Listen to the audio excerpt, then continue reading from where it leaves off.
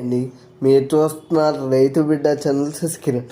ఈరోజు video topic వచ్చేసి first time హీట్కి వచ్చినప్పుడు బఫెలోని దున్నపోతు చేత క్రాస్ చేపిస్తారండి రైతులు. అయినప్పటికీ కూడా దున్నపోతు క్రాస్ చేసినప్పుడు బఫెలోకి ప్రెగ్నెన్సీ అనేది కన్ఫర్మ్ అవ్వకపోవడానికి కారణం ఏంటంటే బఫెలో స్టమక్లో ఇన్ఫెక్షన్ ఉన్నా కూడా బఫెలోకి ప్రెగ్నెన్సీ అనేది కన్ఫర్మ్ అవ్వదు అనమాట. అందుకని చెప్పేసి రైతులు సెకండ్ టైం బఫెలో హీట్కి వచ్చింది అనుకోండి, డైరెక్ట్గా వెటనరీ హాస్పిటల్కి తీసుకుని వెళ్ళిపోయి ఒకసారి బఫెలోని దున్నపోతు చేత క్రాస్ చేయించాను సార్, అయినప్పటికీ కూడా ఈ బఫెలో సెకండ్ టైం హీట్కి వచ్చింది అని చెప్పేసి వెటనరీ డాక్టర్ గారికి కానీ చెప్పినట్లయితే వెటనరీ డాక్టర్ గారు బఫెలోకి ఇన్ఫెక్షన్ తగ్గడానికి మెడిసిన్స్ వాడి సెబన్ చేయడం జరుగుతుంది.